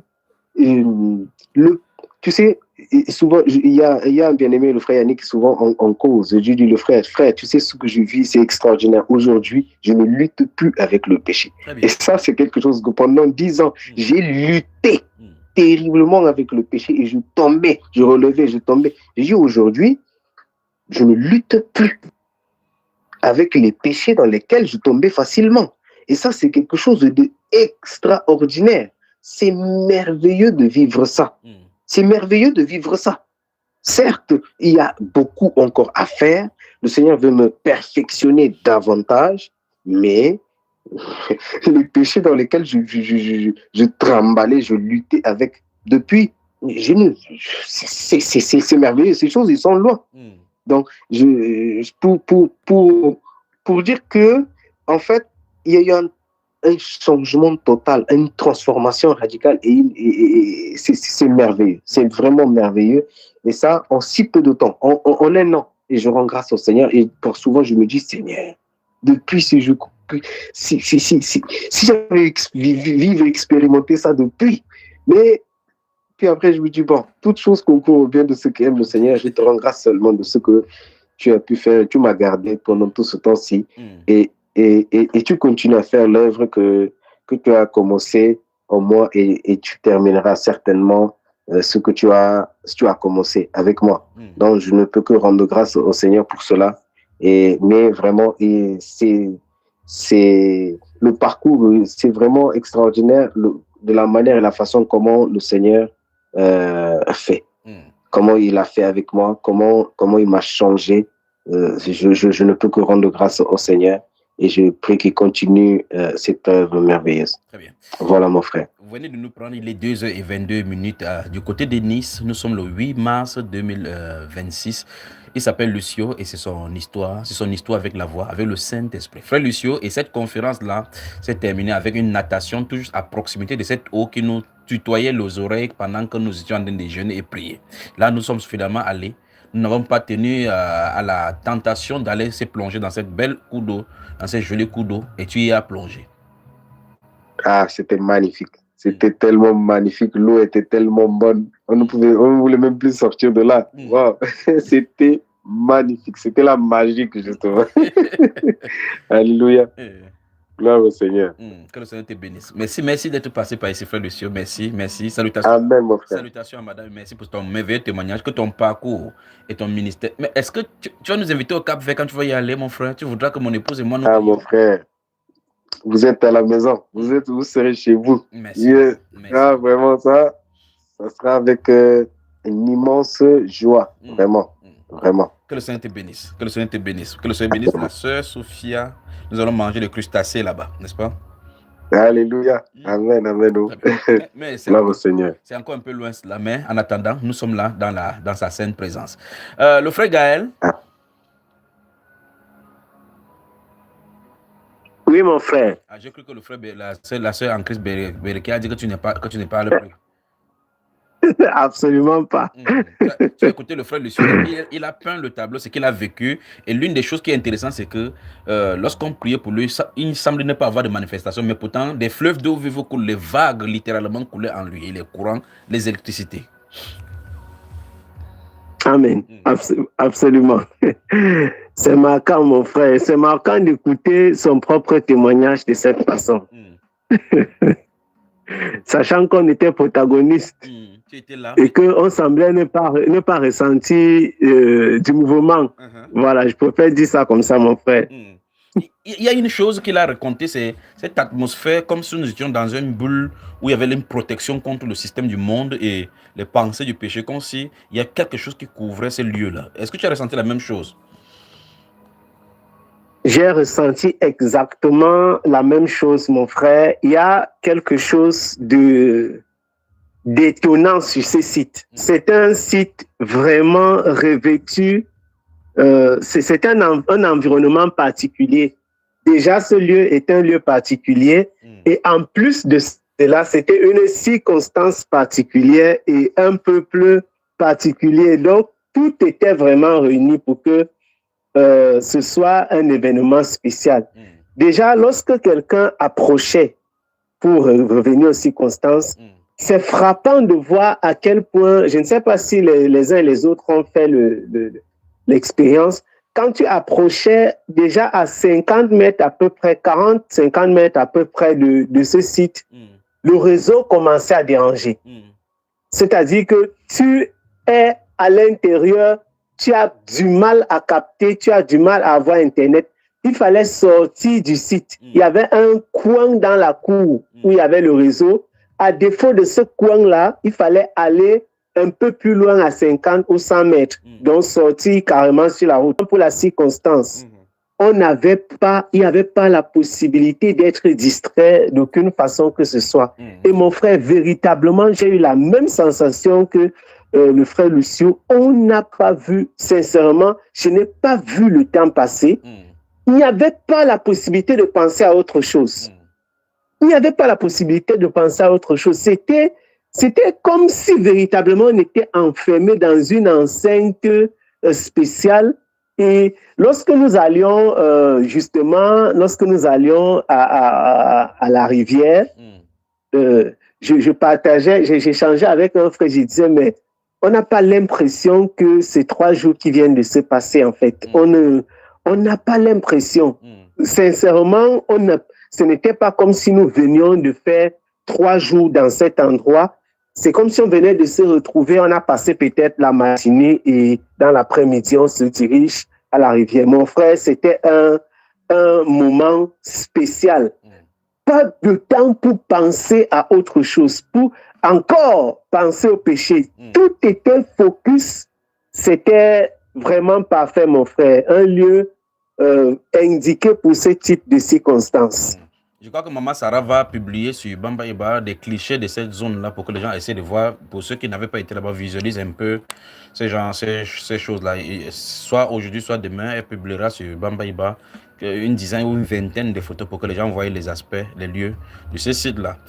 Oui, qu'est-ce qu'on peut dire aux sorties d'ici maintenant? Parce que le temps déjà nous tient à la gauche, frère Gaël. On va faire le tour maintenant. Amen. Il y a eu un résumé déjà de tout cela et de ces 3 jours que nous avons passé du temps ensemble maintenant. Ah, mon frère, il y a eu beaucoup de points marquants. Il y a quelques points que j'ai notés. Et vraiment, chaque point était particulier. Il faut le dire, chaque point était particulier. Nous avons passé 3 merveilleux jours dans la sainte présence du Seigneur. Il faut voir, déjà, lorsque vous êtes arrivé sur le site, lorsque vous êtes entré, nous étions installés, on avait commencé la louange et quand tu t'es approché et qu'on a arrêté de chanter et tout, j'ai senti directement un changement d'atmosphère. C'est-à-dire que c'est comme si il y a eu souvent comme quand on fait ceux qui font les montages de vidéos, etc. C'est un peu comme si on passe d'une image à une autre, ça fait voup, voup. Voilà. C'est vraiment cette image-là c'est-à-dire que c'est comme s'il y a eu un voup, voup dans la salle. Changement total dans l'atmosphère. Il y a eu un changement subit. Et quand il y a eu ce changement subit, j'ai vu comment, après l'environnement est devenu, j'ai dit, l'affaire, si, je sens que ça va cuire ici. Et mon frère, j'étais là comme ça pendant qu'on était en train de commencer à faire les exercices. J'étais seulement en train de dire que, mais Seigneur, qu'est-ce qui s'est passé? Ça, ce n'est pas le frère junior de Japoma. C'était terrible. Je disais que Seigneur, le frère vient d'activer encore la version coach ou bien la version José Mourinho. J'étais dépassé, mon frère. J'ai dit que on est plus ici. Quand tu as commencé le premier jour, j'ai dit que l'histoire va durer 3 jours. Il faut que quelqu'un serre sa ceinture parce que ça ne sera pas facile. Et je te dis, mon frère, je disais, mince. Et il ne donne pas les exercices. Il reste, il regarde. Comme les coachs font souvent que faites-toi se grouper. Non. Lui-même, il est là. Je me demandais, est-ce que le frère, s'il va faire ça jusqu'au 3e jour? Mon frère, j'avais les questions là. Il dit que, comment ça se passe? Est-ce que vraiment on va faire 3 jours ici? Et je vois comment tu faisais toi-même ça. Ça, c'est la première chose qui était restée là. J'ai dit, ça m'a profondément marqué. Que le fait que tu donnes et que tu fasses. J'ai dit, ça veut dire que le frère Junior lui-même, c'est un sportif. Il ne blague pas. Il ne joue pas au quartier. Je regarde, j'ai dit, waouh. Ça m'a vraiment marqué, mon frère. Ça m'a particulièrement marqué. Parce que l'exemple, l'un des problèmes que nous avons, c'est un problème d'exemple. C'est trop facile de dire aux gens, fais comme ça, fais ceci. Mais lorsque je te voyais faire, je disais non. Si le frère Junior lui-même il fait, il faut que je fasse l'effort. Il ne peut pas. On dit que non, faites 4 minutes, faites 4 exercices, descendez, remontez, tendez les bras, faites comme ceci. Et on pouvait voir la souffrance dans la salle. Mais bien aimé, si vous pouviez voir, il y avait la souffrance. C'est-à-dire que tu sentais vraiment, comme le frère dit souvent, qu'on a mangé les OGM jusqu'à ses forts. Il y avait la souffrance. Les gens étaient épuisés. Je disais seulement dans mon cœur que il restait 2 jours. Ça va chauffer. Donc, tu contestes le temps. Tu décontestes le temps. Je te dis que j'étais dépassé, que de toute façon, les gars sont épuisés. S'il reste 2 jours, ça va chauffer. Mon frère, tu sais, la vie de l'Occident, si on sort de la maison, on entre dans la voiture. On sort de la voiture, on entre dans le bus. On sort du bus, on entre dans le métro. Si tu n'es pas abonné pour faire le sport, ou bien tu n'as pas l'habitude de marcher, quand les gens marchent, c'est à l'intérieur du supermarché. C'est compliqué. Donc, mon frère, c'était vraiment, c'est vraiment une circonstance particulière. J'ai dit, waouh!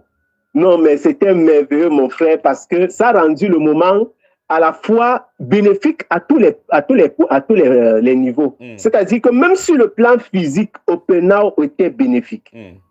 C'est-à-dire que celui qui a été en France et qui se retrouvait à Oppenau, il voyait une toute autre atmosphère, un tout autre environnement.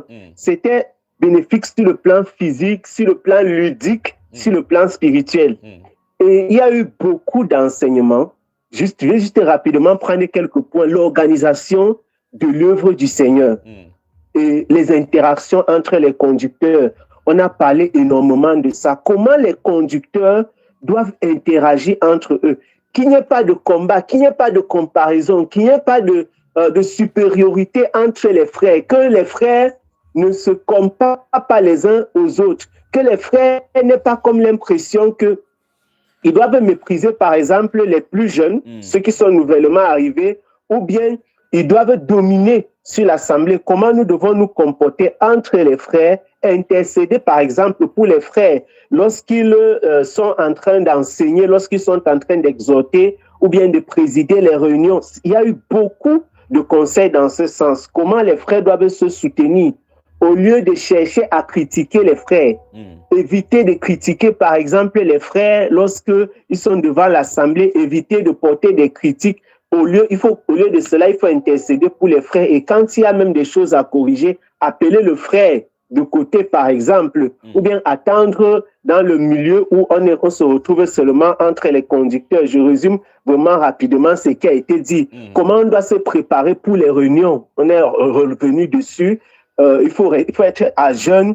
Il faut se préparer pour les réunions. Il ne faut pas quitter le travail, par exemple, sortir d'un environnement où on était dans la distraction et se retrouver directement au milieu de l'assemblée et commencer à conduire. Il y a eu beaucoup de conseils dans ce sens-là. Comment est-ce qu'on devrait gérer même l'assemblée sur le plan pratique? Comment est-ce qu'on devrait accueillir les nouveaux en évitant de faire le focus sur le nombre, en évitant, voilà, le but, ce n'est pas qu'on soit le plus nombreux, mais que véritablement, on se rassure que les enseignements sont bien suivis par les uns et les autres et qu'on puisse avancer ensemble. Il y a eu, un arrêt sur la consécration, un arrêt sur la consécration de nos maisons. Et c'était aussi un arrêt majeur parce que c'est l'un des moments qui m'a particulièrement marqué. Consacrer nos maisons sont des vivriers de paix. Ce sont des lieux, en réalité, nous transportons en fait la sainte présence du Seigneur dans nos maisons. Et il a été dit clairement que en fait, nous devrions consacrer nos maisons afin que le Seigneur lui-même nous envoie, qu'il envoie des personnes, que ça puisse être véritablement un lieu où le Seigneur, il peut savoir que, ok, je peux envoyer quelqu'un pour aller trouver une solution dans la maison de tel frère, dans la maison de tel autre frère. Que nos maisons soient véritablement des temples, des lieux où on peut rencontrer le Seigneur, que nos maisons s'ouvrent afin que les bien-aimés et même ceux qui ne sont pas bien-aimés, mais qui cherchent des solutions spirituelles, qui cherchent le Seigneur, qui puissent trouver dans nos maisons des lieux où ils peuvent rencontrer véritablement, rencontrer le Seigneur. Absolument. Il y a eu un arrêt sur la place, par exemple, des épouses dans l'œuvre, la place, l'organisation de la famille, la discipline dans la famille, l'éducation des enfants. C'était un autre arrêt majeur. On a parlé, par exemple, de l'éducation. Le fait que, par exemple, là, nous étions dans une conférence des conducteurs de l'Europe et l'Amérique du Nord qui étaient présents, nos frères des États-Unis. Et on sait que, en fait, en Occident, puisque nous parlons de la société occidentale, comment les épouses et les enfants sont généralement, l'ennemi a véritablement jeté le trouble sur la société et elle a jeté son dévolu sur les femmes et les enfants. Et les familles sont détruites parce que l'ennemi a focalisé son attention sur ces deux particuliers, ces constituants-là de la famille. Et nous voyons comment la rébellion est véritablement dans le cœur des enfants. Et nous voyons à quel point les épouses peuvent être un obstacle terrible pour véritablement l'œuvre que le Seigneur a confiée à leurs époux et pour le ministère.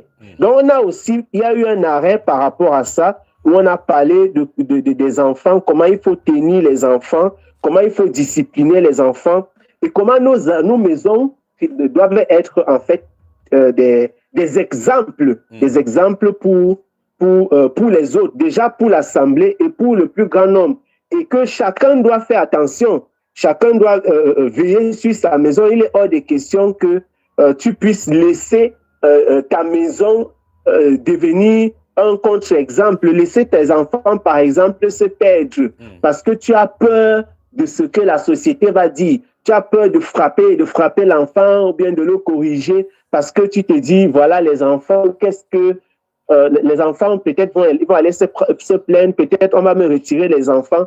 Parce que effectivement, nous avons l'obligation de veiller sur ces enfants-là. On a l'obligation de prendre soin d'eux d'après la parole, exactement comme la parole le demande, de les corriger et de les conduire sur la voie du Seigneur. Il y a eu un autre point, j'évoque rapidement quelques points vraiment marquants. Le point sur le sommeil, mon frère, c'est un autre fait majeur de cette enseignement, je veux dire de cette conférence. Oui. Beaucoup ne savent pas comment se coucher dans le Seigneur et comment se réveiller dans le Seigneur. Beaucoup dorment dans la distraction, la dernière chose qu'ils ont vue, c'est TikTok. Pour ceux qui sont abonnés sur TikTok, ou bien c'est les comédies, etc. Et c'est vraiment des choses qui sont...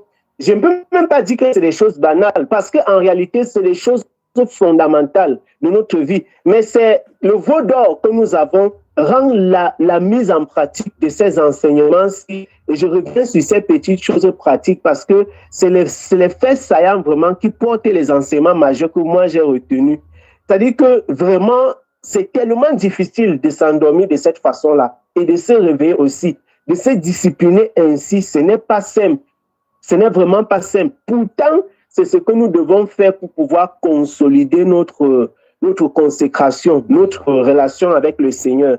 Et on a des difficultés justement à s'endormir dans la sainte présence du Seigneur parce que déjà, on s'endort dans la distraction, on dort beaucoup. Beaucoup ont par exemple des écrans de télévision dans leur chambre. Beaucoup dorment après avoir regardé soit les films, soit les comédies, ou bien ils ont les tablettes. Parfois, on dort même avec le téléphone en main, le sommeil te prend, le téléphone tombe sur toi, ou bien ça tombe sur le lit. C'est quand tu sursautes la nuit que tu dis, hey, tu ne te rappelles même pas à quelle heure tu as dormi. Et dormir de cette façon-là, on aura du mal véritablement à bâtir une intimité forte avec le Seigneur. On aura du mal à être sensible à ce que le Seigneur voudrait véritablement nous communiquer à travers la nuit. Donc, comment dormir et comment se réveiller aussi sans le réveil, etc. C'est tellement difficile. Connaissant, mon frère, la société occidentale dans laquelle nous sommes pour tous ceux qui étaient là, parce que voilà, tous les conducteurs étaient des conducteurs de l'Europe et des États-Unis. C'est tellement, pour ceux qui ont 2, 3 boulots, qui doivent sortir à 6 heures, certains avant 6 heures parce qu'il faut fuir les embouteillages. C'est tellement compliqué de ne pas mettre le réveil. C'est tellement difficile de ne pas mettre, de ne pas utiliser. Et nous voyons à quel point il y a un prix à payer. Et cela remet encore, je vois que ça remet sur la table d'autres sujets qu'on a eu à discuter ici sur Bamba Iba. La nécessité pour les enfants de Dieu, pour les serviteurs du Seigneur, au final, au bout du tunnel, il faudra certainement qu'on puisse se détacher de l'esclavage et de Nebuchadnezzar, que chacun véritablement puisse trouver son compte. Parce que tant qu'on est dans ce que mon père appelle souvent le oui monsieur, c'est-à-dire que quand ta vie c'est oui monsieur, il y a des choses que tu ne peux pas faire. C'est-à-dire que tant que tu dois toujours répondre de quelqu'un, effectivement, si tu viens en retard, peut-être tu peux perdre ton emploi. Tu as pris on appelle le mortgage, on appelle ça comment? Le prêt bancaire. Tu es parti, voilà, tu as souscrit à des choses, tu dois rembourser. Et tout ça met la pression. On voit donc que ça devient difficile. Pourtant, il y a la consécration, il y a l'œuvre du Seigneur. Nous sommes appelés au ministère et il faut vraiment se consacrer au Seigneur et il faut faire ce ministère-là de façon sérieuse. Et donc, il faut, au final, on comprend que tôt ou tard, il va falloir parvenir à faire la part des choses, choisir véritablement. Et c'est pourquoi il faut se préparer. Il faut se préparer pendant qu'il est encore temps à véritablement être dans une consécration totale de façon à ce que rien ne puisse nous empêcher, que quelqu'un ne se lève pas le matin dans la précipitation en ayant peur, en disant voilà, le bus de l'enfant est déjà parti, je serai en retard, j'ai perdu le métro, etc. Et c'est des choses vraiment qui ont meublé cette conférence-ci. Et je pense que nous ne les oublions pas. En tout cas, je n'oublie pas. Et mon frère, c'était pas simplement des astuces, mais des enseignements qui ont particulièrement marqué un aspect de cette conférence. Il y a eu des instructions qui ont été données. Il y a des instructions qui ont été données par rapport à comment est-ce qu'on devrait s'organiser, par rapport à l'œuvre, comment est-ce qu'on devrait... Nous avons vu des exemples. Et je vais terminer par ces 2 derniers points-là. 2 exemples magnifiques. Un exemple en ce qui concerne l'emploi du temps. Comment un serviteur de Dieu organise son emploi du temps de lundi à dimanche. Je crois que ce n'était pas un moment moindre c'était un moment crucial parce que quand on voit le frère Junior, quand on entend le frère Junior, vraiment à regarder tout ce que vous faites avec MMS, déjà, on peut-être penser que vous avez plus de 24 heures dans une journée. Mais quand je regardais encore cet emploi du temps, je me dis, mince, c'est incroyable. Et je crois que ça aussi, ça attire l'attention parce que ça met une puce à l'oreille de ceux qui, chaque fois, ils sont toujours en train d'interpeller. À chaque fois, on veut parler avec le frère Junior. À chaque fois. Parce que quand je regardais ça, je disais, mais attends, s'il y a tous les sujets-ci pour une journée, et le jour suivant, il y a déjà d'autres sujets, et ainsi de suite, de lundi à dimanche, sans compter les moments d'études bibliques, sans compter les moments, je dis, c'est simplement magnifique. Et cette discipline, en parlant de la discipline, nous sommes à l'heure de la discipline, on en a parlé dernièrement. Cette discipline-là m'a particulièrement marqué et interpellé aussi. Ça m'a interpellé de voir à quel point tu es discipliné. Et j'ai aussi eu de la peine, je dois le dire, parce que sachant qu'on a eu on a des cas, il y a des personnes qui peut-être se reconnaîtront. Des gens murmurent souvent quand ils appellent, peut-être s'ils appellent Maman Sarah et qu'elle ne veut pas les connecter avec le frère Junior, ou bien si le frère Junior leur dit par exemple que on se voit la semaine prochaine. Si la semaine prochaine, le frère Junior ne vient pas, il commence à murmurer. Et ça, c'est l'esprit de Saül. Voilà, l'esprit de Saül commence à se manifester maintenant. Commence à dire qu'il n'a pas respecté le rendez-vous. Et très souvent, on ne prend pas la mesure de comment est-ce que l'œuvre du Seigneur peut être complexe. Le jour même où tu as donné rendez-vous à quelqu'un, il peut avoir il peut avoir une urgence, par exemple, dans le ministère. Il peut avoir un nouveau sujet. Il peut avoir tellement de choses en plus de ce que tu as comme programme qui est déjà surchargé. Et si les gens ne comprennent pas ça, au final, on comprend qu'ils vont seulement pécher parce que le serviteur de Dieu, ce n'est pas le serviteur du peuple. Un serviteur de Dieu peut te donner rendez-vous et Dieu lui donne une autre charge. Il ne va pas marcher selon ton rythme. Et ce n'est pas parce qu'il t'a donné rendez-vous que il doit venir maintenant pour honorer son rendez-vous avec toi si Dieu lui a donné un autre rendez-vous. Donc, nous comprenons clairement que, en fait, en regardant ça, mon frère, moi-même, j'ai appris à vraiment aussi à cette discipline-là. Et il faut aussi apprendre à ne pas dépendre des personnes et à ne pas simplement chercher à contenter les gens. Le dernier point sur ces deux derniers que je voulais citer en particulier, c'était celui de la constance. J'ai même envie je veux même dire, je veux parler de la discipline dans le travail biblique. C'est quelque chose que, dans une certaine mesure, je faisais, mais quand j'ai vu le cahier, je dis, waouh, quelle méticulosité. Dans le travail, c'était impressionnant, mon frère, de voir comment le cahier est tracé. J'ai dit, mince. Je revoyais un peu mon cahier que j'avais commencé même à l'époque et je voyais comment j'ai dit, mon frère, et j'imagine que c'est un seul sujet que nous avons vu concernant les guérisons. Comment c'est commencé de Matthieu et dès le début. J'ai dit, mon frère, ce sont des choses qui ne se voient pas habituellement.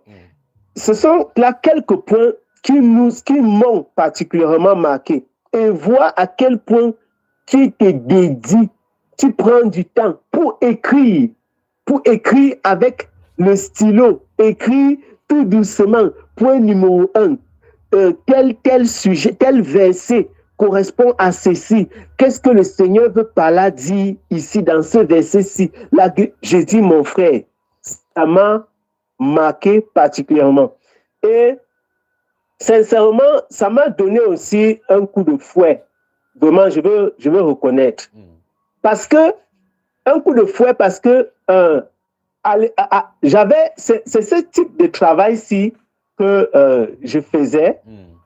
Et à un moment, comme je dis, il faut vraiment de la constance et de la discipline. Il faut vraiment faire la part des choses. C'est-à-dire que ce type de travail que je faisais, je traçais, j'écrivais tout doucement comme ça avec le bic. Et à un moment, j'ai commencé à relâcher. C'est-à-dire que à donner trop de la place aux gens. Oui, mon frère, tu disais? Oui, tu as commencé à relâcher et tu as oublié cette façon d'agir. Exactement, mon frère. J'ai commencé à donner. Quand les gens se plaignent, j'ai tendance à vouloir leur donner, à vouloir satisfaire des personnes. vouloir satisfaire les tâches, pour ne pas dire les activités qu'il y a tout autour. Et j'ai constaté que ça a vraiment fait un relâchement dans le travail méticuleux que je faisais dans les écritures, allant regarder les correspondances, allant travailler point par point, écrivant, notant les textes, etc. Vraiment, ça m'a donné un coup de fouet terrible. Quand j'ai vu ça, j'ai dit que mince, parce que je vois un peu l'emploi du temps que tu as, je vois la charge du ministère. Et j'ai dit que non, mais attends, si le frère Junior, lui, il fait ça, non, je ne peux pas me permettre de faire autrement. Et donc, ça m'a vraiment permis de me remettre en question et de dire que non, il faut recommencer à faire ce travail. C'est une question d'organisation du temps.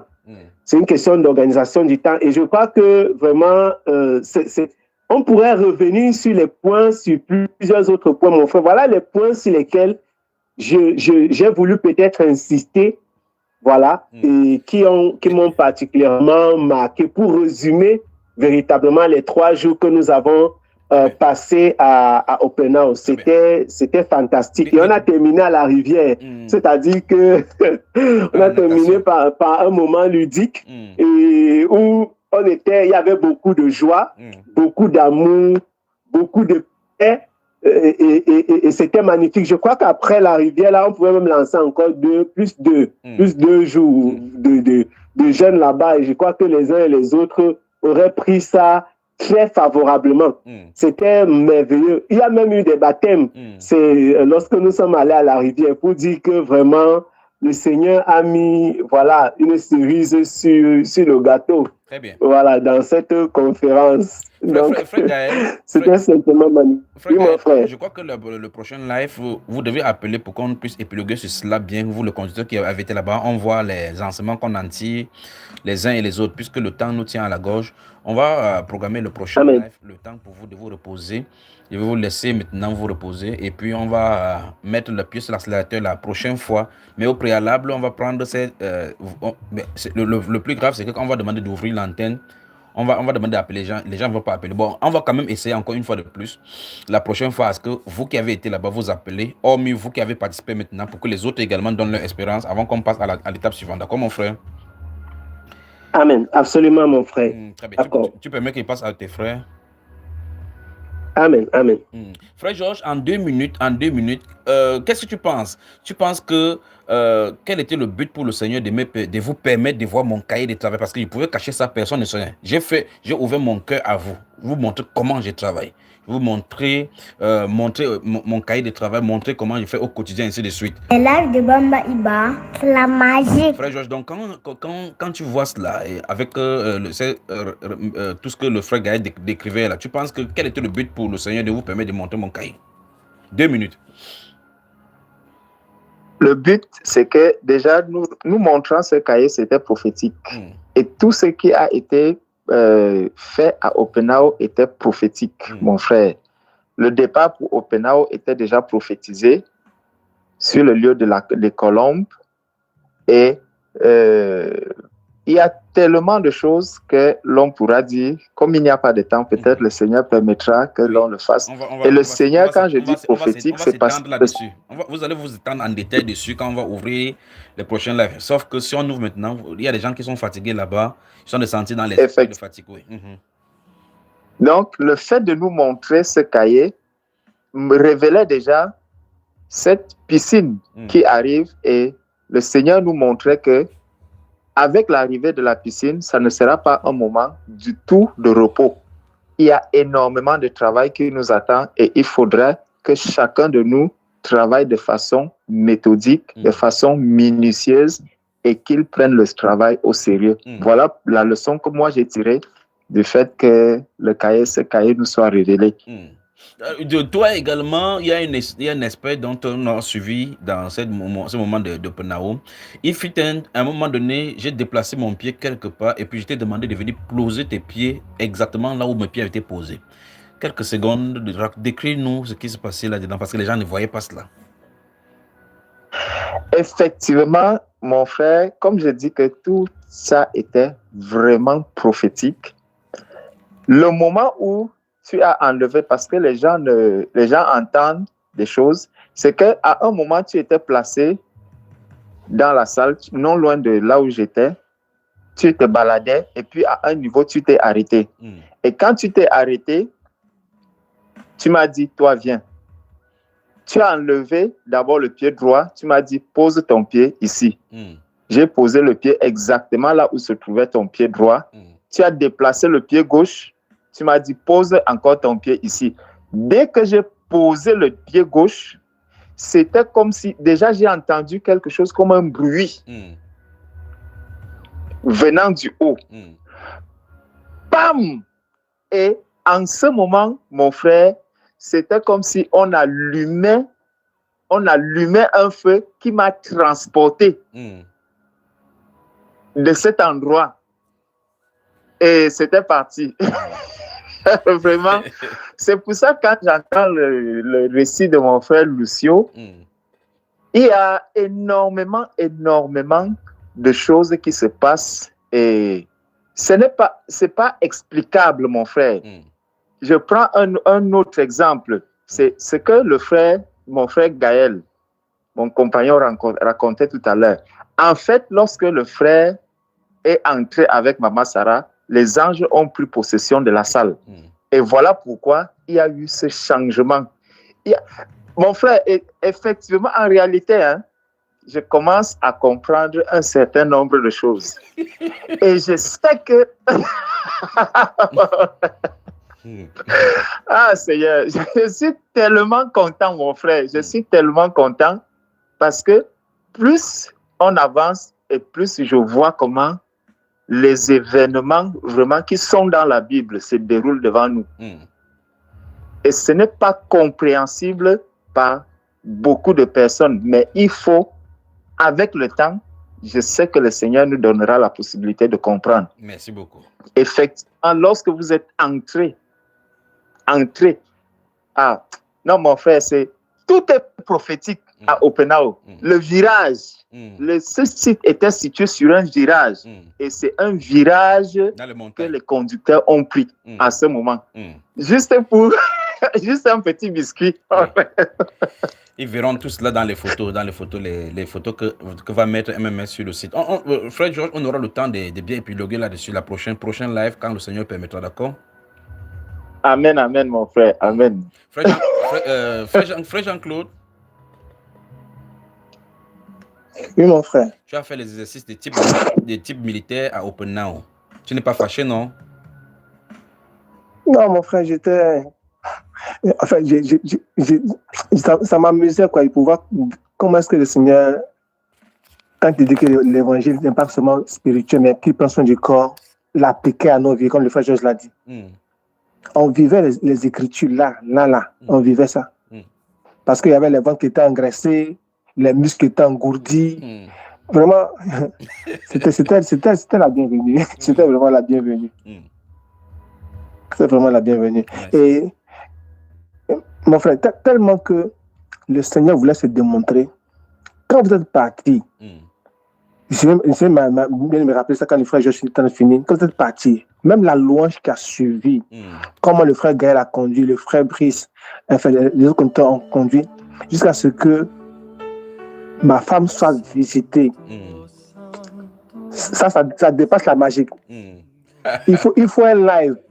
Il faut un live pour qu'on vous explique ça aussi. Est-ce que tu me rassures donc, ça dépasse la magie. Tu nous rassures que le prochain live, vous serez prêts à venir pour bien détailler ça ici, afin que les uns et les autres qui n'avaient pas été là-bas, qui ne connaissent pas le site, puissent bien avoir dans les détails et qu'on tire au profond des enseignements.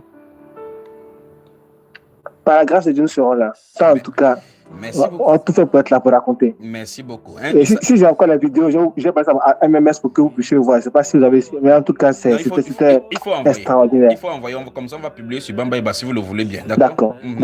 Merci beaucoup. Merci. Frère Lucio.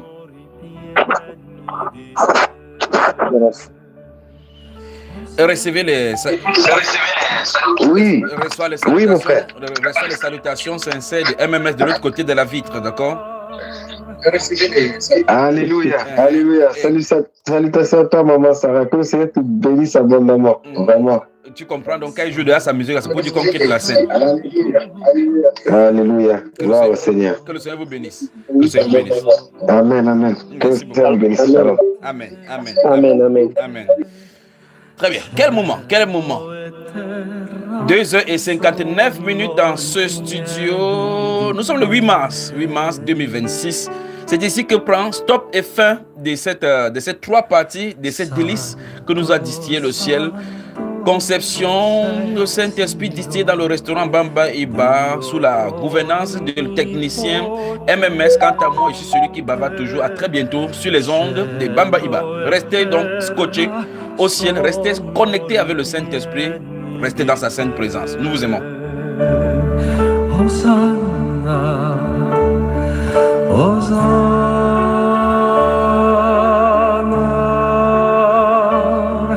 Hosanna,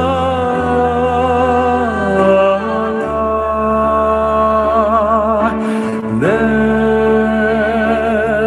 più alto dei cieli.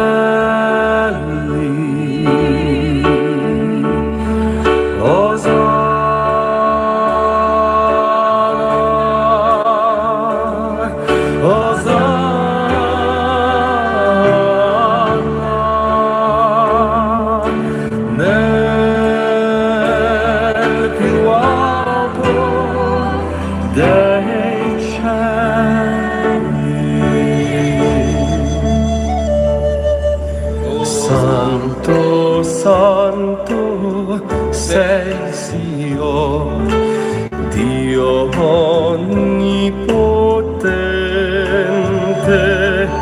cielo e terra sono ripieni di te.